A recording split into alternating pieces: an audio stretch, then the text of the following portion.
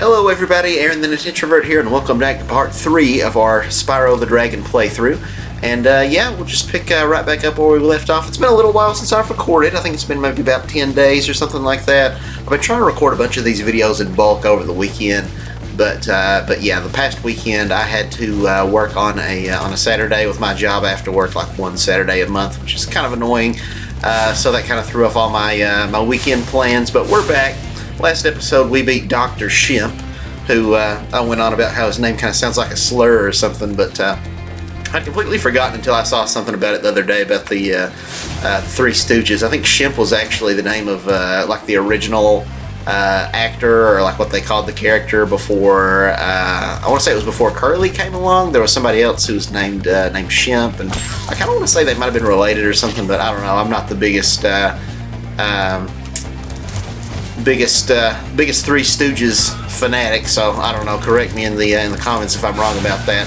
But yeah, we are going to finish out this second world here, the Peacekeepers. I think we did that one last time, if I'm not mistaken. There's a flying level we still need to do, and another regular level. I think Clifftown is the regular level we still need to do. So yeah, let's just hop right into it. Just look at Spyro. He's so... What's not to love about Spyro? I mean, he's purple. That's all I got. But, you know, purple's a great color. You know, I feel like for the longest time I never appreciated what a good color purple is, because I think in my head it was like, oh, that's like the second most effeminate color after pink, right? But, you know, you associate that with like girly stuff. But really, you know, putting aside stereotypical definitions of masculinity, purple is a nice color. Purple is a top tier, like a A-rank color. It's a good color. Blue's my favorite color. Red's decent. I wouldn't say red is like my favorite color, but you know, it's a good color. So you combine those, you know, especially if it's more blue forward. Purple's a pretty good color. But anyway, yeah, we are on Clifftown, I think was the name of this level. So we're gonna finish up the Peacekeepers world, and then we'll be jumping right into World 3 here shortly. We'll maybe do a level or two of that in this episode. And World 3, I believe, is the Magic Crafters world, if I'm not mistaken, is the name of that one. So I find it very interesting how like every world is just the name of like what the profession of the people there do. You know, it's just kind of what everybody's job is. I don't know if everybody who lives there has to have that occupation, or if it's kind of a stereotypical thing. You know, I feel like we should rename all real worlds, like in real life, or all real world countries rather, in real life to be to have the same naming conventions. You know, where it's like you go to.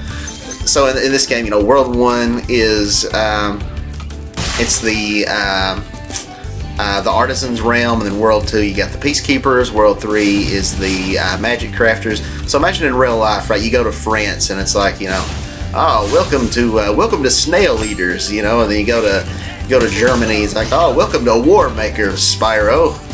Go to Nazi, not Nazi Germany. We already covered that. Go to North Korea or something, and it's like, you know, oh, welcome to Bomb Droppers, Spyro. Welcome to Nuke Blasters. So I don't know. It's a funny naming convention, but I guess it makes sense. You know, just like all the people in this country are known for this particular trade, so that's just what we call the country. It's an interesting concept. I think from what I can see on the recording here, Halvor, another Viking name. Everyone in this game sounds like they could be a Viking. Supposed to flame metal armor anyway. Can hardly hear what they're saying because, as always, got the audio turned down. That guy's purple too. He's another sexy-looking dragon. That's a very pretty shade of purple. I think he might actually look nicer color than Spyro is. Yeah, I think my recording quality should be a lot better in this episode compared to the first two, because I uploaded the first two episodes of Spyro to YouTube, and I got to noticing after I'd already recorded and uploaded them and everything. Look out for this pineapple lady. She always looked like she had like a pineapple head or something with those green whatever's going on up there, and then the orange oblong face, but like a semicircle face. I don't know, but anyway. Yeah, I messed around with the settings because yeah, like I feel like when I played Mario 64 and when I played Crash Bandicoot. Like the picture quality seemed fine on those, but it just looked very muted. Like the colors looked very faded with Spyro whenever I played back the first 2 episodes of that on YouTube. But oh well, not going back and re-recording all those. The videos are already up, and I don't want to go and do all that. And you know, this is a learning experience. We're just kind of doing this for fun, not really out there to have the most professional YouTube videos in the whole world. But you know, it's just kind of a work in progress. We learn as we go. You know, I'm diagnosed with OCD, so I like everything to be very professional and perfectionistic. But I'm trying to learn, you know, to you know, some better coping skills for that, and to just kind of accept imperfections and not really. You know, because that's the thing, like, I've wanted to do YouTube for so many years now, and I just never really got around to it, and one of the biggest reasons is because of just needing everything to be just right, and things just not working out. But some things you just gotta kind of accept failure. I think that's a big thing with YouTube, is just being okay with making mistakes, and just like, I'm gonna make videos, and yeah, it's okay if things don't turn out right. We learn from experience, but if I just, like, never upload anything because I'm so desperate for everything to be perfect, and I don't know what I'm doing with my recording equipment to make it perfect, nothing's ever going to get uploaded. So you know, I think we're you know, we're learning, but I think we've been doing decent as we go along. But yeah, I messed around. I tried checking out the Elgato settings in my my capture card. I tried the OBS, see what I needed to do to make the colors look more vibrant like they did in the other videos. And I think I figured out what the problem actually, you know, was actually, it was the last thing I tried, but it was kind of my my gut impression of what was probably the issue. But I went into like the settings on my PlayStation. I went into like well, I'm not going to go all the way into the options, but I messed around there. I think it was called like HDR or something. It's like dynamic color range or something. That's not the acronym, but it's something along those lines. And I kind of just messed with that a little bit, and so I've got it to where it seems to look like the picture quality looks very nice on my my computer here in front of me, but when I look at the TV itself that I'm actually looking at to play, it looks kind of crappy. So whereas before I adjusted it to where it looked a lot more pretty from my end viewing the game while I'm playing it, but the end result for YouTube wasn't as good. So I don't know if like only one of them can have like the improved color range. I don't know how all this works, but we'll figure it out, I guess, as we go. And my controller's dying here, so I might only record one video tonight. We might not get a chance to record any more than that, just because I don't want you know, my controller's going to be dead, and I'm not going to have a way to play it really, because the cords for charging the PS5 controller are not very long, and the DualSense controller is also kind of you know, notorious for dying pretty quickly. I don't know if they ever released like a newer model of that with a better, you know, charge time or anything, but, well, not charge, but rather battery life, I should say, not charge time. I don't know how long it takes to charge, but it'd be nice too, I guess, have one that charges a little bit more quickly. But yeah, they're not great when it comes to how quickly they die. Let's oh, we're not gonna make that. Is there even anything up here? Did I already get that?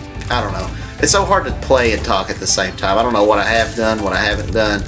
But anyway, let's take this shortcut up here. I should have done that last time. Right, these magical sparklies, magical sprinkles back up to the top here. And we need to fly over here. You know, this level's called Cliff Town for a reason. We were over at the town part. Now we're going into the cliffs, baby. And yeah, we got some more of these vultures or buzzards or whatever the heck these cretins are supposed to be. I still haven't figured out the politically correct term to call these birds. Got another force field keeping us in here. I really like how, I don't remember 100% how it looked in the original game, but I really like how they make this feel a lot more like a real lived-in world, because I don't think this was here before where you could just look and see, even though we can't get to it, just these vast sand dunes off into the distance. You can see them there back at the start of the level. That really just makes this feel like a real place and not just a self-contained little level. You know, that extra little bit of layer of realism. It's very nice. Kind of some world building there to make it really feel like a lived-in, you know, breathed-in place. Is that an expression, breathed in, or am I just making that up? I don't know. But yeah, it's a nice touch. Again, like I said, I love the skybox in this game. Like, every level has a great skybox. This one's got some purple, yellow hues. Got the sun rays shining down. The beautiful sand dunes, which I think are 3D modeled. I don't think they're part of the sandbox. They look like they definitely have some three-dimensionality to them as far as I can tell, but either way, it looks really nice.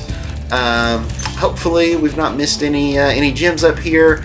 But as always, we've got our little buddy Sparks, who can point us in the direction of some more, like a I didn't mean to press that, like a I pressed it again. What's wrong with me? The highest point in Clifftown.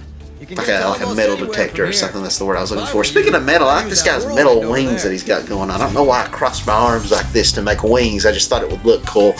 But yeah, we are slowly making our way through this level here. I know there's some more gems back. Well, there's a couple right down here, and I think we got a shortcut now that we have.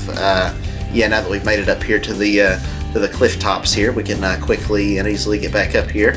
Yeah, so let's see. How do we need to get over to that building there? Can I fly over from here, maybe? Okay, good. We're good. Good deal. Good deal. I like those clouds, very thick. That's a thick cloud. That's a solid. That's not a gas. That's just a solid cloud. Like, I feel like we could just land on that and just take us a seat. But anyway, let's get back up there one more time. I know there's some behind, like the starting area, and then we might have to use our buddy Sparks to help us find the last few, if this isn't all of them, because this is definitely one of the bigger levels. It can be a little bit a little frustrating to find them all sometimes, but we'll get them. Got a pretty decent number here anyway. That's 25. That really helped a lot. That might. Oh, are we missing 2? Is there 400 in total? Sparks, lead the way!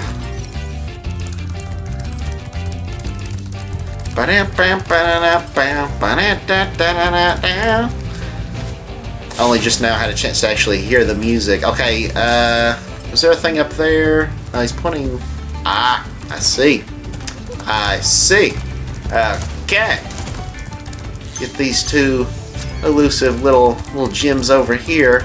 I don't think we can end the level by going to the beginning, can we? No. We'll just do our tried and true method of just exiting the level outright, because it makes things a little easier. Are we missing an egg here? No, I guess it's showing us that we got an egg. I don't know. I think I got a little mixed up for a second with Spyro 3, where you find eggs, and when you save one, then it hatches and a little baby dragon pops out. So yeah, I saw that egg and I was like, oh, did we miss something here? Because it's not it's not hatched or anything. But yeah, the dragon eggs don't hatch in this game. So yeah, let's exit the level here. I've forgotten how to do that because again, it's been a few days since I've played. There we go. The adventure continues on the next episode of Dragon Ball Z. Will Goku and Frieza defeat the Namek and get the Dragon Balls and save the planet with to tune in on the next episode and we'll find out. Okay, so yeah, I think the only one we've got left is the flying level, which again, I'm not the biggest fan of those. I think, is it up here somewhere? We almost missed that jump. That would have been embarrassing. Oh, well, oh, yeah, there we go. And we are dead. I talked about Spyro being purple, and now that was pretty cool, but we've been undone by our own hand. We fell into the purple ooze, and now we're resting purplely in eternity, in purple purgatory, as it were.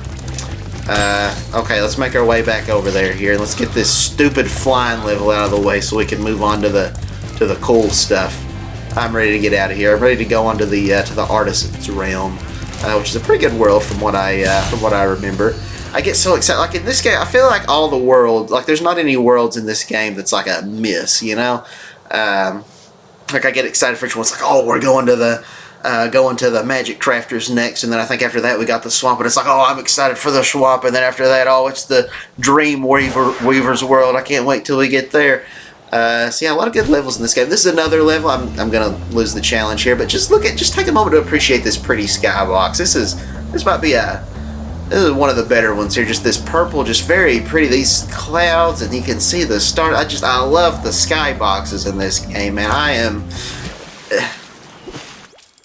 Okay, that was kind of a scary look through Spyro's model there. We got to see his skeleton. That made me a little bit uncomfortable.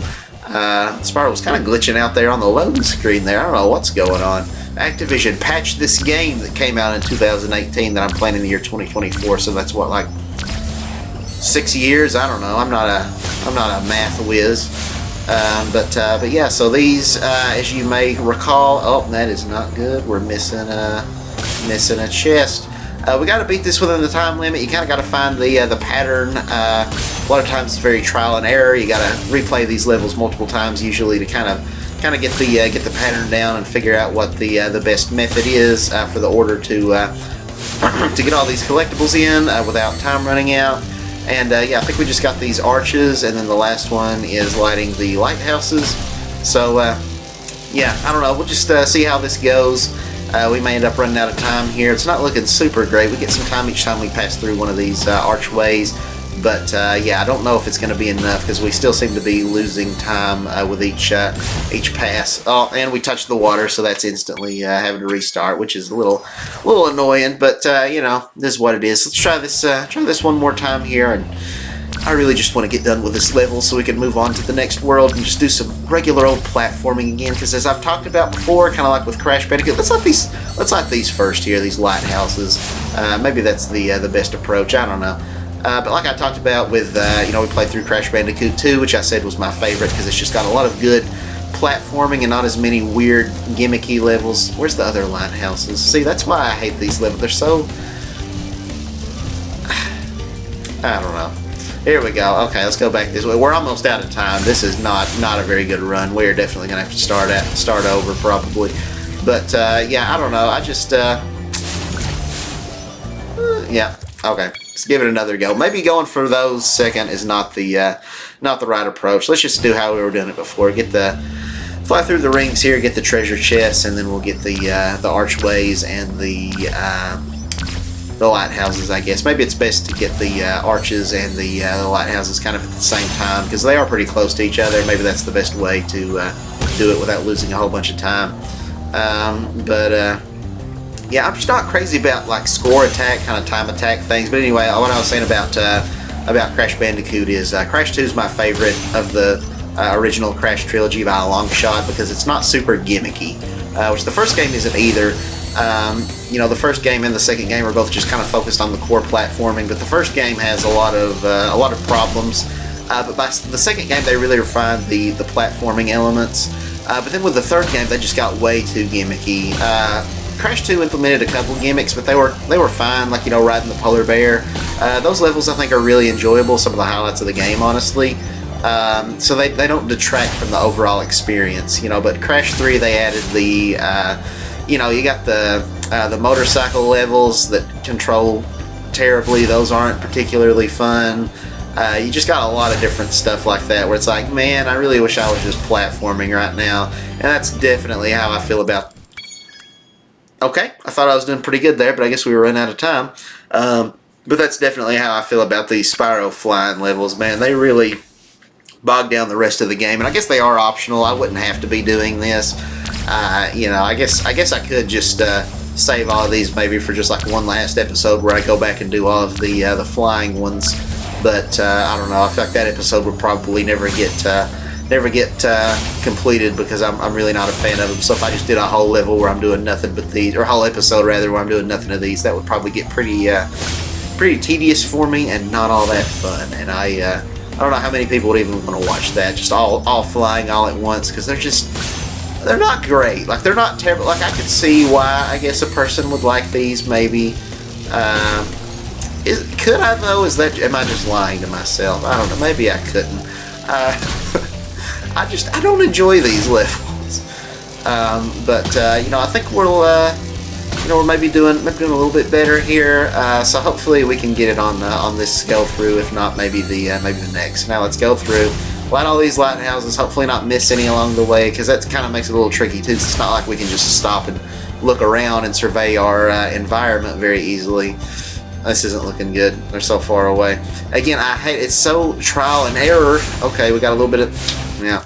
All right, did a little bit better that time, but still not perfect. So yeah, again, it's just getting the pattern down is really what it is, because it's like you can have a flawless execution where it's like, okay, you went through ring after ring, you didn't miss anything, But it's like, well, yeah, but you didn't hit them in the right order that the game wants of you, which isn't always clear. So it's just play it again until you get that right order and commit it to memory. So it's just it just gets a little tedious after a while. I don't know.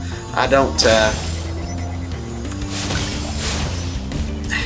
like, it's not so much a test of skill as it is just patience of just like, and like I've done these before, but it's like the pattern never fully sticks with me. Like I don't remember the order I'm supposed to go through these things in, but it's like, you know, so it's like starting from scratch every time, and it's just I don't know, like it's not like you're getting better. It's just like, okay, I understand the order that the game is trying to force me to go in now, instead of the one that's obvious. Because like it feels like a lot of times, like with these, it feels like it's leading you to go through a specific order, but a lot of times that's not the case. You actually have to kind of get creative and get weird and divert from the path that you think it's going to be. But we might actually get it this time, though.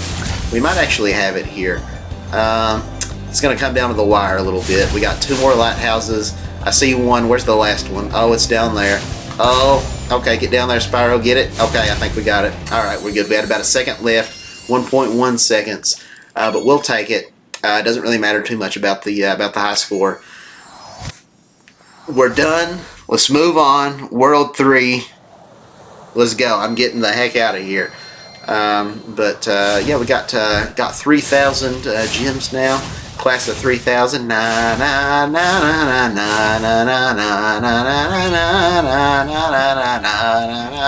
Probably like 2 people got that reference, if that. Does anybody remember a Class of 3,000? It was like probably one of the most shortest lived Cartoon Network shows of all time. I vaguely remember it. I couldn't tell you if the show was any good or not. It didn't last long. I can't believe how fast you found so much stolen treasure. Okay, yeah, let's go to the magic crafters. This game had voice acting back in the day. All the dragons would talk when you rescue them, although they did reuse a lot of lines of dialogue, so that all the dragons didn't have a unique voice like they did in this game.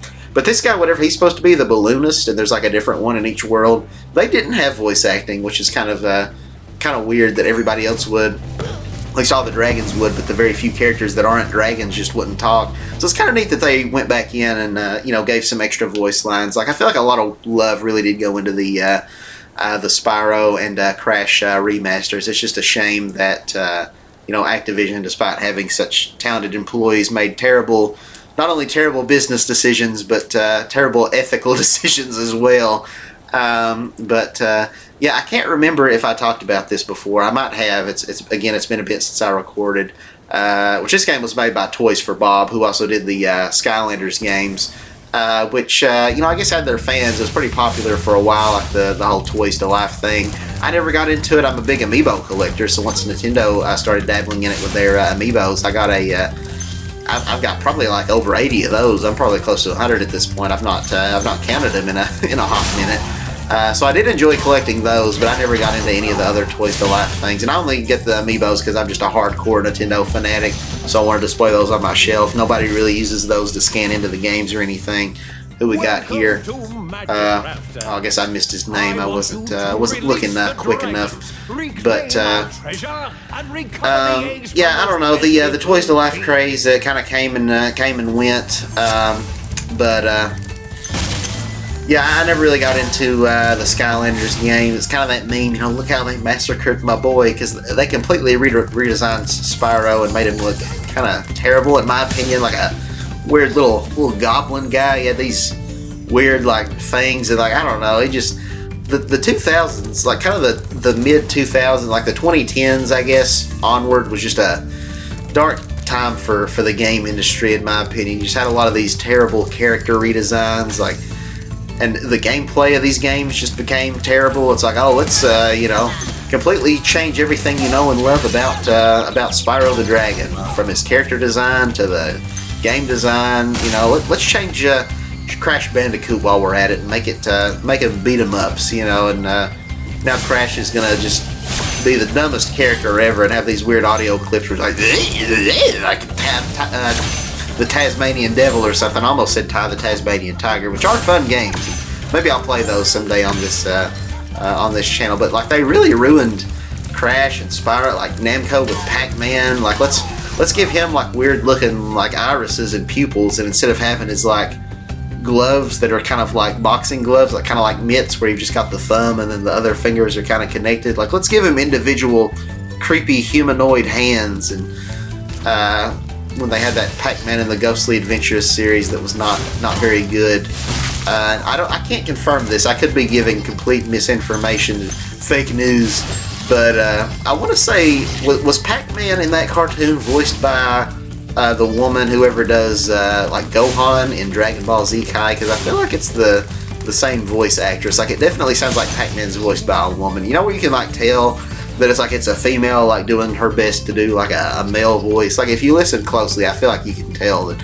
It's going to be really embarrassing if I'm wrong and Spyro actually is, not Spyro, but if Pac-Man actually is just voiced by a dude. But I don't know. It sounds like a woman doing a male voice, which a lot of times women are very good at doing that. Like Tara Strong, who does Tina Turner on the Fairly Odd Parents. It blew my mind the first time I learned that like that's a woman that does that voice. Or like Kevin, who's kind of like the bully character who rides a bike on Ed, Edd and Eddy. He was always saying like, dude, you know, like Rolf, bro, like, you know, that. He's voiced by a woman. I would have never guessed that in a million years. There's an amazing, if you watch Ed, Edd and Eddy, there's this really awesome documentary you can find on YouTube that was actually made for one of the Ed, Edd and Eddy video games. I think it was called the Miss Ed Ventures, which I grew up with on the PS2. I think it might have also been on the GameCube. And despite always being like a hardcore Nintendo boy, I think I had the PlayStation version and not the GameCube version. But it was a really good game from what I remember. One of the better licensed games, maybe not the best one ever. It's no Battle for Bikini Bottom, but it was pretty solid. But yeah, there's this really good documentary that was made to tie in for that game, just about the production of the show.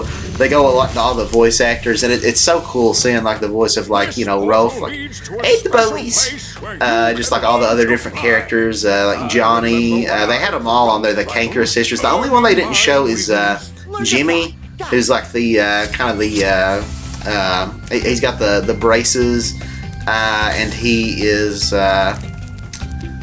more in touch with his sensitive feminine side, we'll say. He's like Sarah's best friend, and he's kind of a wimp, but Sarah always you know, kind of protects him because she's kind of a bully. She's a lot more masculine, and but yeah, it doesn't show Jimmy's voice actor. It's the only one who's not in that. But if you like Ed, Edd and Eddy, I really recommend looking it up. I don't remember what it's called, but it's a really neat documentary. They show like the whole animation process and stuff. I think Ed, Edd and Eddy was actually, I remember reading, the last American cartoon that was actually animated traditionally, like on like cell paper, before they transitioned to doing it like digitally, like in computers and stuff. So that's kind of a neat little fun fact. And I don't really have a problem with like digital animation, like, because it's still drawn out, like, you know, on Adobe or whatever. It looks really good. A lot of times looks better than what you can even have with you know, pen and paper animation. Definitely, you know, saves a lot of time and resources and stuff. You're not having to redraw every individual you know, page and everything. Every animation cell, as they call them. What am I missing? Oh yeah, I think there's something. Okay, so obviously I'm missing that chest. I have the key. Why did I not think I had the key? Oh no, this isn't one that I get with the key. This is something different. Okay, I know what I need to do to get this one. We got to use this charge ramp up here, whatever they call this thing. This super ramp, I think they call it, maybe. That they let Spyro do a super glide, which one of the dragons later on, I think, will teach us about that. And we can run at super fast speeds and break open stuff we otherwise couldn't break because of all the momentum, the inertia we got built up here. And you can also use it to make like really far like glides to get Spyro to just reach new heights and glide places he could never glide before. But I think over here, yeah, is where we got our locked chest here. Not really looking at it because I've played this game enough. I don't really need it for the most part. Probably will as we get later on to like the treetops level. Is kind of a nightmare to get everything. But a lot of gliding sections, like, you know, if you didn't play the game back in the day and use like a strategy guide or something, it's kind of necessary to use the mini map that they added to the remake here. Yeah, this must be the last few gems that we're missing. Is that all of them? Yeah, 300. So yeah, let's go into another level here. We've been recording for almost 30 minutes. Let's do like one more. Hopefully my PlayStation controller won't die in that interval of time. I've not got any more pop-up warnings saying it's about to die. I really like this world though, just these alpine peaks or whatever, you know, got these pine trees. And I don't know. Is that what they call it, alpine? Is it like you're in the Alps and then the trees are pine, so alpine? I don't know. What we got? Blowhard. Yeah. Yeah, I think that's fighting another boss. We had Shemp, whose name I said sounded kind of like it could be a slur. Now we got Blowhard, which sounds even worse for completely different reasons. So yeah, let's go into that one. It's kind of a short one. We can probably beat that before my my controller dies here. It's another boss level, and again, the bosses in this game are not. They're not anything. They're just glorified enemies. They go down pretty easily. But yeah, let's just hop into it. But something I was saying that I don't remember if I said, I got like way off track earlier, but don't know if I brought up on a previous episode is how. So this game's made by Vicarious Visions, who, or no, sorry, it's made by Toys for Bob, which is a subsidiary of Activision. They also owned Vicarious Visions, which were the ones who did the Crash Bandicoot Insane trilogy. Very talented development team, and it's so sad what happened to Vicarious Visions, where they, went basically Activision shut them down because Activision gonna Activision, and it's just so sad when you got such a talented team of really passionate developers who make just great remasters like this. Toys for Bob is still going, but they actually did split after the recent Microsoft merger, so they're no longer with Activision now. They actually went indie, which I don't fully know what all that's going to entail, and I don't fully know why that was necessary, because yeah, I understand like breaking away from Activision's harsh rule, but you know, I mean, Microsoft bought them out, so like, you know, Microsoft hopefully is going to change the work, not the work ethic, the people there are very, very talented workers that obviously put a lot of heart into the projects, but the work culture, I guess, is what I'm looking for, the business ethics. But yeah, so I don't know how necessary it was for them to go indie when they're kind of under new management now anyways, or would be if they stayed at Activision / Microsoft, which it's nice that Microsoft is giving them the freedom to do that. So they don't have the same fate as Vicarious Visions. Look at this weird dude. This guy looks like he's been smoking some illegal substances in the back of a van. I'll say that much.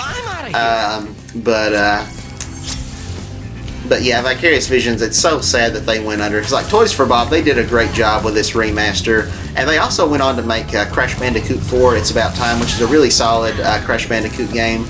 But I don't know. Given the choice between the two, I think Vicarious Visions is my preferred of the two companies.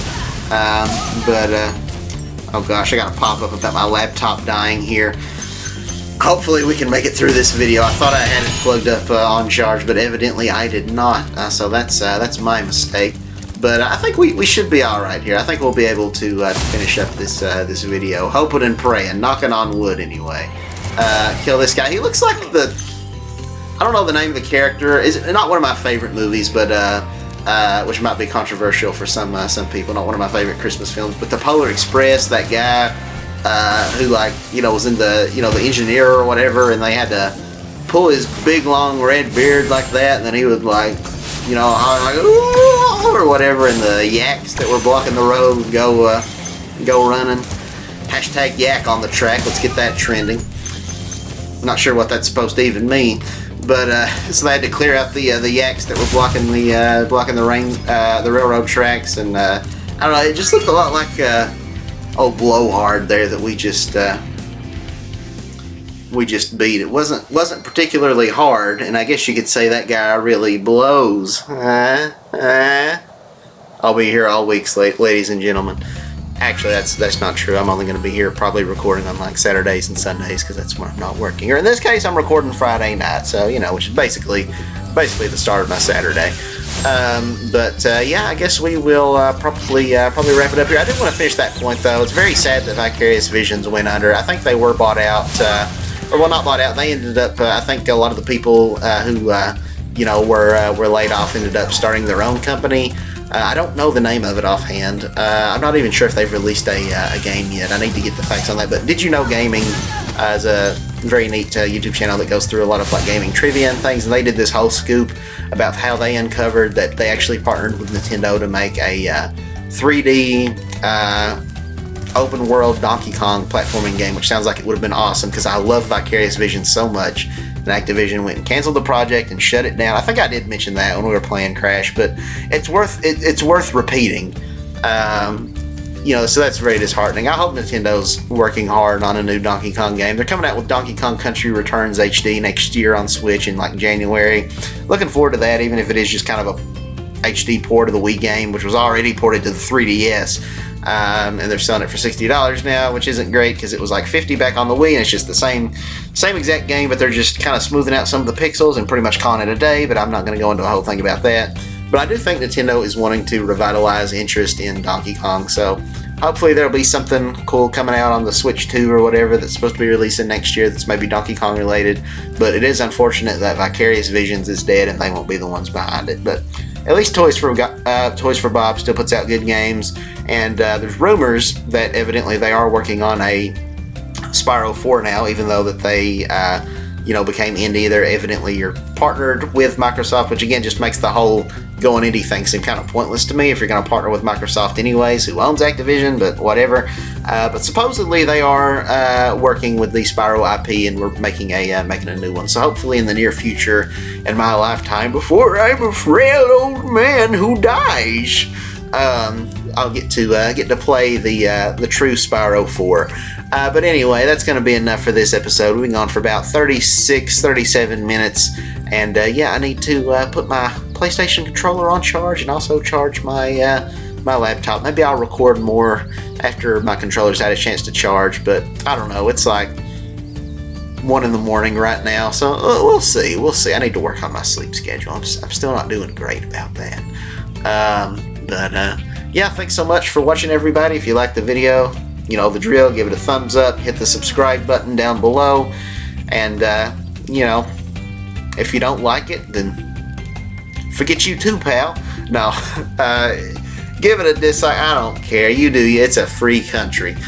But anyway, thanks so much for watching, you guys. And I will see you on the next episode. Unless I don't, but I better see you there. Because if I don't, I'm coming. I'm coming for you, Larry. I know where you live. Not you, Kenneth, though. You're safe. I don't know where you live, Kenneth. I'm upset that you're not tuning in, but I can't find you on Google Maps, Kenneth. I can't find you. How am I going to dox and harass him if I can't find him on Google Maps?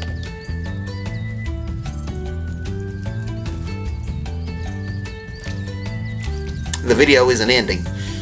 Sure, the recording won't be shut down. No, I hit the wrong button. Still a work in progress. We're figuring this all out. Okay, I got the right button this time. Bye, everybody.